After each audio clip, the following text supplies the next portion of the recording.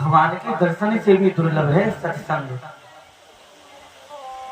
दर्शन करने के बाद में भी काम क्रोध मद लोभ ये विकार बने रहते हैं, पर सत्संग करने पर इन विकारों का नाश हो जाता है।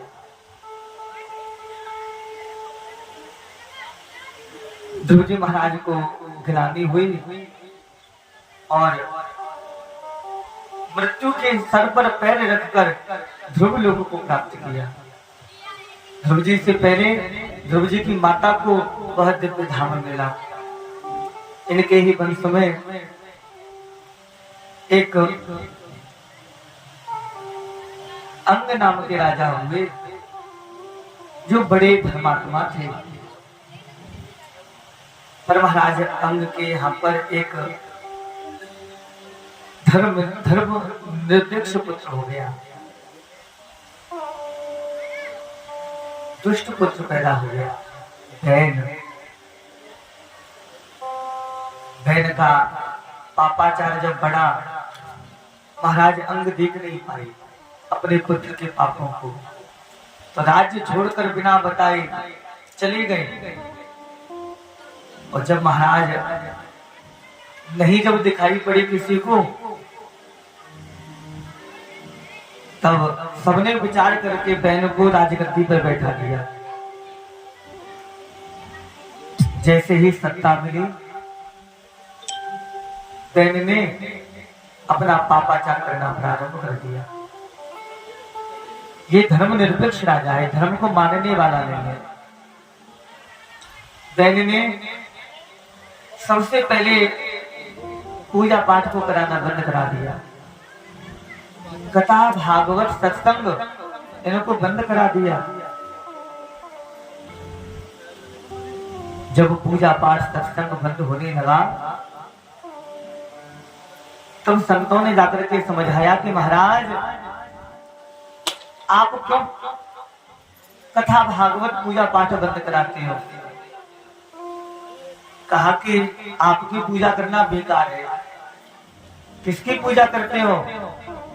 जो दिखाई नहीं देता, जो तुम्हारी सुनता नहीं है, तुमको देखता नहीं है, तुमको दिखाई पड़ता नहीं है, उसकी पूजा करते हो।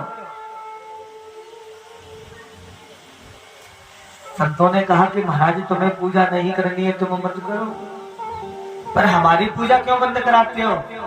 हमें तो पूजा करने दो। राजा ने बहन ने संतों को जब दंडित किया, उनको दंड देने लगा, तब संतों ने हुंकार मात्र से ही बहन को नष्ट कर दिया। अब सबने विचार किया कि बिना राजा के प्रजा का पालन कौन करे। बहन के ही शरीर का मंथन किया और भगवान श्रीमन नारायण के ही अवतार पृथु महाराज को प्रकट किया। बोलिए पृथु महाराज की। पृथु महाराज धर्मनिष्ठ राजा है। महाराज पृथु ने जब धर्म से शासन किया, तब प्रजा ने आकर के कहा, प्रभु महाराज हमें बड़ी पीड़ा है, कष्ट है। धरती में अनाज बोते हैं पर धरती अनाज देती नहीं है, और जब अनाज नहीं मिलेगा तो प्रजा का पालन कैसे होगा। महाराज पृथु ने धरती माता को ललकारा, हे धरती माता, अगर तुमने प्रजा का पालन नहीं किया तो मैं दंडित करूंगा तुम्हें। गाय माता का रूप रख करके धरती माता प्रकट हो गई। कहा, हे महाराज पृथु, आप भगवान के ही अवतार हो, आपसे मैं क्या बोलूं। आपके पूर्वज राजाओं ने मेरे ऊपर पाप किया, तब मैंने अपनी शक्तियां अपने गर्भ में समेट ली। आप जैसा धर्मात्मा राजा अब हुआ है, तो मैं आपके सामने गैया रूप में हूं, मेरा दोहन कर लो। पृथु महाराज ने गाय माता का दोहन किया और अब अन्न से रत्न निकलने लगे, धरती से रत्न निकलने लगे। जो बीज बोए उसका कई गुना बढ़कर के प्राप्त हो, प्रजा सुखी हो गई।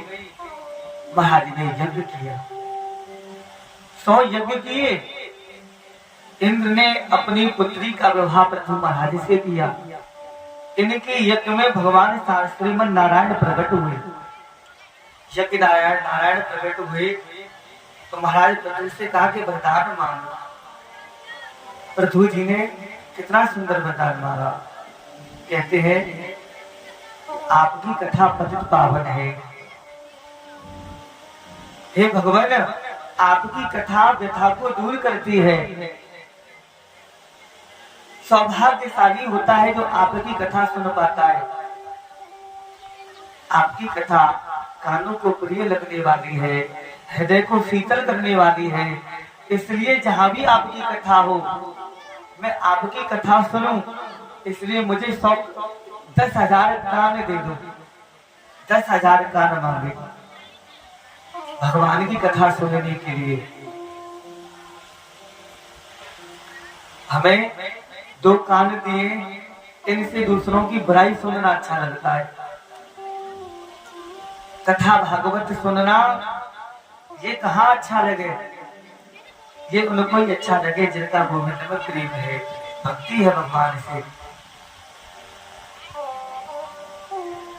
तो नेत्र भगवान ने दे, इनसे प्रभु का दर्शन तो किया नहीं जाता, गलत गलत चित्र देखे जाते हैं। 2 हाथ दिए, इन हाथों से परोपकार तो होता नहीं है। ना जाने इन हाथों से कितना कितना पापाचार हो रहा है। और जब मन में पृथु महाराज जैसे अगर भावना बन जाए तो ये जीवन धन्य हो जाए। भगवान श्रीमन नारायण ने पृथु जी महाराज के कानों में ही, 2 कानों में ही 10,000 कानों की श्रवण करने की शक्ति प्रदान कर दी।